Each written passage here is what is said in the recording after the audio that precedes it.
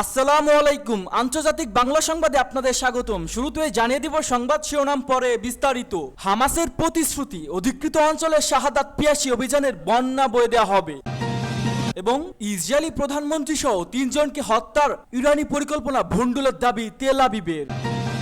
আরো জানিয়ে দিব লেবাননে ইসরায়েলি সন্ত্রাসী হামলার নিন্দা জানিয়েছে পাকিস্তান। অন্যদিকে মধ্যপ্রাচ্য সত্যি উত্তেজনা তো কমাতে চায় কি যুক্তরাষ্ট্র। এবং সবশেষ জানিয়ে দিব রাশিয়ার বন্ধু ভারতের গোলা যাচ্ছে ইউক্রেনে, ক্ষুব্ধ মস্কো। এতক্ষণ দেখছিলেন সংবাদ শিরোনাম, এবার বিস্তারিত। তার আগে আপনি আমাদের ভিডিওটি কোন জেলা থেকে দেখছেন অবশ্যই কমেন্ট করে জানিয়ে দিবেন এবং আমাদের সাথে থাকার জন্য চ্যানেলটি সাবস্ক্রাইব করে দিবেন।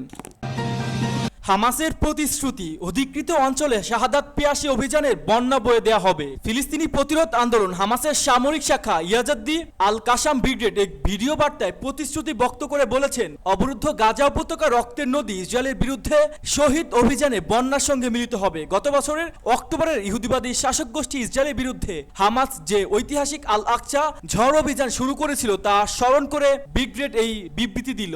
আপনি এমন আগুন জ্বালিয়েছেন যা কখনোই নিভবে না যতক্ষণ না আমরা আমাদের বাড়ি এবং জমি থেকে আপনাদেরকে বিতাড়িত করছি। আমরা আপনাদের জন্য নিশ্চিত মৃত্যু প্রস্তুত করছি। আপনি যে আগুন জ্বালিয়েছেন তা আপনাকে পুড়াবে এবং আপনার বসতি স্থাপনকারীদের এবং আপনার সেনাবাহিনীর জন্য অভিশাপ হয়ে আনবে। দখলকারী ইসরায়েলি শাসক গোষ্ঠীকে উদ্দেশ্য করে একজন প্রতিরোধ যোদ্ধা জোর দিয়ে সব কথা বলেন। সেই যোদ্ধা সতর্ক করে দিয়ে আরো বলেন, এবং আমরা অপরাধী শত্রুকে হুঁশিয়ারি দিয়ে বলছি যে গাজার আমাদের পরিবার এবং জনগণের বিরুদ্ধে প্রতিদিন আগ্রাসনের রক্ত ও প্রতিশোধের মূল্য দ্বিগুণ হবে। রক্তের বিনিময়ে রক্ত ছাড়া কিছুই হবে না। আমাদের বন্দীদের বেদনা, বিশেষ করে অত্যাচারে কারাগারে আমাদের মহিলা বন্দীদের দুর্দশার জন্য তাদের কাছ থেকে অবশ্যই জবাবদিহিতা আদায় করা হবে। হামাস যোদ্ধা ভিডিও বার্তা আরো বলেন, এবং আমরা ইজেদ্দিন আল কাসাম ব্রিগেড অত্যাচারী শত্রুকে বলছি যে গাজার ভূমিতে যে রক্তের নদী বয়ে যাচ্ছে তা ইসরায়েলের শাহাদাত পিয়াসী অভিযান বন্যার সঙ্গে মিলিত হবে, যার ফলে নিজেদের ঘরেই পরিস্থিতি পুরোপুরি উল্টে যাবে। এটি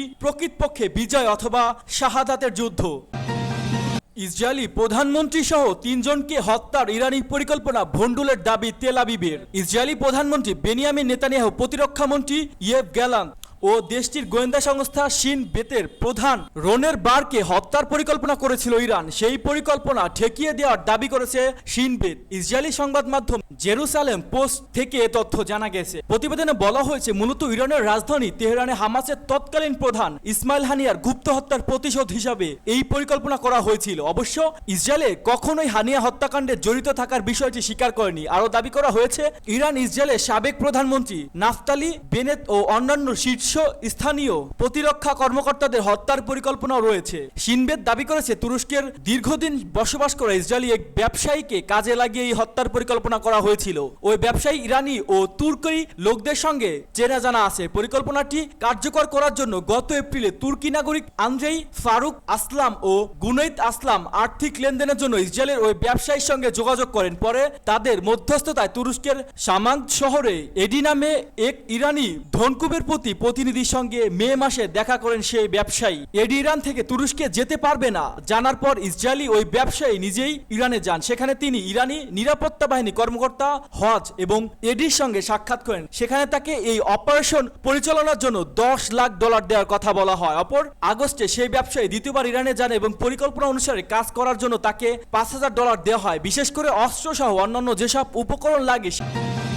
লেবাননে ইসরায়েলি সন্ত্রাসী হামলা নিন্দা জানিয়েছে পাকিস্তান। পাকিস্তানের পররাষ্ট্র মন্ত্রণালয়ের মুখপাত্র লেবানন সন্ত্রাসী বিস্ফোরণের ঘটনা নিন্দা জানিয়েছে। ইসরায়েলি ওই সন্ত্রাসী বিস্ফোরণের ঘটনায় হতাহতের প্রতি শোক ও সমবেদনা জানান মমতাজ জাহারা। ইহুদিবাদী ইসরায়েল গত 17 সেপ্টেম্বর লেবাননে পেজার বিস্ফোরণের মতো অপরাধমূলক অভিযান চালিয়েছে। ওই বিস্ফোরণের ঘটনায় লেবাননের বিভিন্ন এলাকায়, বিশেষ করে বৈরুতে এক শিশু কন্যা সহ 32 জন শহীদ এবং 3000-এর মতো আহত হয়েছেন। বার্তা সংস্থা ইরান আরও জানিয়েছে, পাকিস্তানের পররাষ্ট্র মন্ত্রণালয়ের মুখপাত্র মমতাজ জাহারা আজ ইসলামাবাদে তার সাপ্তাহিক সংবাদ ব্রিফিং করেন। ব্রিফিংয়ে তিনি বলেন, পেজার বিস্ফোরণের মাধ্যমে ইসরায়েলি হামলা একটি সন্ত্রাসী পদক্ষেপ। ওই সন্ত্রাসী পদক্ষেপে তীব্র নিন্দা জানান তিনি। পাকিস্তানের পররাষ্ট্র মন্ত্রণালয়ের মুখপাত্র বলেন, এই অঞ্চলে ইসরায়েলি হুমকি বৃদ্ধির ঘটনায় তার দেশ গভীরভাবে উদ্বিগ্ন। তিনি বলেন, আন্তর্জাতিক সম্প্রদায়ের উচিত দখলদার ইসরায়েলকে তার অপরাধী কর্মকাণ্ড এবং আন্তর্জাতিক আইন লঙ্ঘনের জন্য দায়ী করা। লেবাননের জনগণের সাথে সংহতি প্রকাশ করে মমতাজ জাহারা ও সন্ত্রাসী হামলা নিহতদের পরিবারের প্রতি সহানুভূতি প্রকাশ করেন। একই সঙ্গে তিনি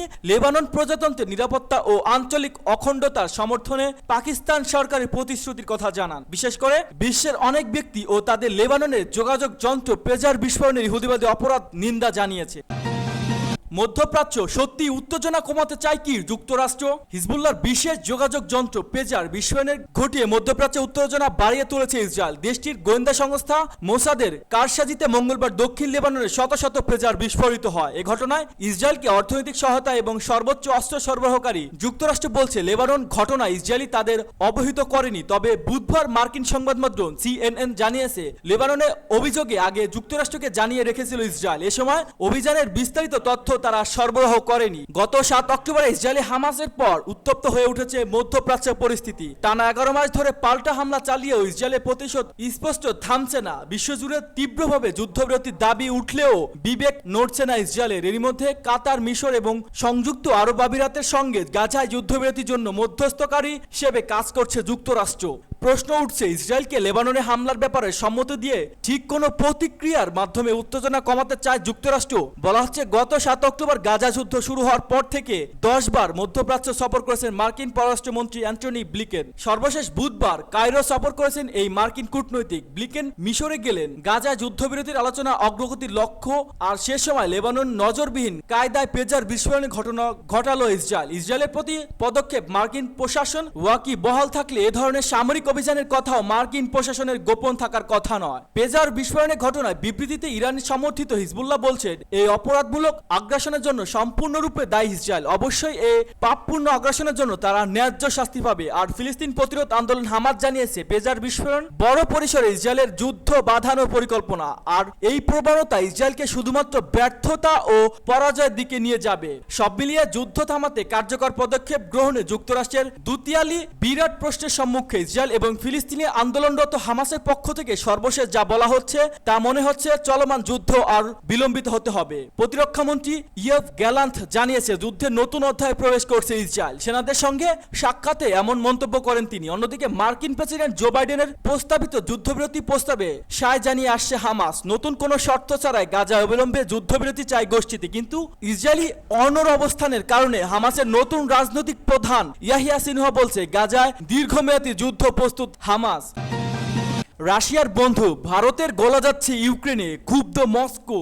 রাশিয়ার অন্যতম ঐতিহাসিক মিত্র ভারত। মস্কো ইউক্রেনের আক্রমণের পরও ভারত রাশিয়ার সমালোচনা করেন, বরং রাশিয়া থেকে জ্বালানি তেল কেনা অব্যাহত রেখেছে। তবে সাম্প্রতিক রয়টার্স সূত্র অনুসারে জানাতে পেরেছে ভারতীয় গোলাবারুদ ইউরোপীয় বিভিন্ন দেশে ক্রেতা হয়ে চূড়ান্তভাবে যাচ্ছে ইউক্রেনে, যা মস্কোকে ক্ষুব্ধ করেছে। ভারত ইউরোপীয় বিভিন্ন দেশ এবং সমরাস্ত্র শিল্পে 11টি সূত্রে বরাত দিয়ে বার্তা সংস্থা রয়টার্স এ তথ্য জানিয়েছে। প্রতিবেদনে বলা হয়েছে নয়াদিল্লি জানে যে তাদের বিকৃত অস্ত্র ইউরোপীয় বিভিন্ন দেশ হয়ে শেষ পর্যন্ত ইউক্রেনে যাচ্ছে, কিন্তু এই বিষয়টি রুখতে দিল্লির কোনো উদ্যোগ নেয়নি। রয়টার্সের হাতে থাকা বিভিন্ন দেশ কাস্টমস বিভাগের তথ্য এবং একাধিক সূত্র বলছে 1 বছরেরও বেশি সময় ধরে ভারতীয় গোলাবারুদ ইউক্রেনে যাচ্ছে। ভারতীয় অস্ত্র রপ্তানি প্রবিধান অনুসারে দেশটির যে পক্ষের কাছে অস্ত্র বিক্রি করে কেবল তারাই সে অস্ত্র ব্যবহার করতে পারবে। এর অন্যথায় হলে ভারত অস্ত্র বিক্রি বন্ধ করার অধিকার রাখে। তিনি ভারতীয় কর্মকর্তা জানিয়েছে গত জুলাই রাশিয়ার পররাষ্ট্রমন্ত্রী সের্গেই লাভরভ ভারতীয় পররাষ্ট্রমন্ত্রীর সঙ্গে বৈঠকের সময় অন্তত 2 বৈঠকে এ বিষয়টি নিয়ে আপত্তি জানিয়েছে। চলতি বছরের জানুয়ারিতে ভারতের পররাষ্ট্র মন্ত্রণালয়ের মুখপাত্র রণধীর জয়সওয়াল জানিয়েছে ভারতে ইউক্রেনের কাছে কোনো গোলা বিক্রি করছে না। ভারত সরকারের 2 কর্মকর্তা ও প্রতিরক্ষা শিল্পের 2টি সূত্র রয়টার্সকে জানিয়েছে ইউক্রেনের খুব সামান্য পরিমাণ ভারতীয় গোলা যায়। একজন কর্মকর্তা অনুমান করছে যে যুদ্ধের পর থেকে ইউক্রেন যে পরিমাণ গোলাবারুদ আমদানি করছে তার মাত্র 1% ভারতীয় উৎস থেকে যায়। তবে ইউরোপীয় দেশগুলো ইউক্রেনকে এই গোলাবারুদ দান করছে নাকি পুনরায় বিক্রি করছে এই বিষয়টি নিশ্চিত হতে পারেনি রয়টার্স। একজন স্প্যানিশ, একজন ভারতীয় কর্মকর্তা এবং ভারতীয় সমরাস্ত্র উৎপাদনকারী প্রতিষ্ঠান যন্ত্রের সাবেক শীর্ষ কর্মকর্তা জানিয়েছে ইউরোপীয় যেসব দেশ ভারতীয় গোলাবারুদ ইউক্রেনে পাঠাচ্ছে তার মধ্যে ইতালি ও চেক প্রজাতন্ত্র অন্যতম। যন্ত্র কোম্পানির গোলাবারুদ ভারতে যাচ্ছে বলেও জানাতে পেরেছে রয়টার্স। ভারতীয় কর্মকর্তারা বলছে দিল্লি পরিস্থিতি পর্যবেক্ষণ করছে, কিন্তু এই বিষয়টি নিয়ে অবগত ভারতীয় প্রতিরক্ষা শিল্পের এক নির্বাহী নাম প্রকাশ না করার শর্তে বলেন ভারত ইউরোপের সরবরাহ বন্ধ করার জন্য কোনো পদক্ষেপ নেয়নি।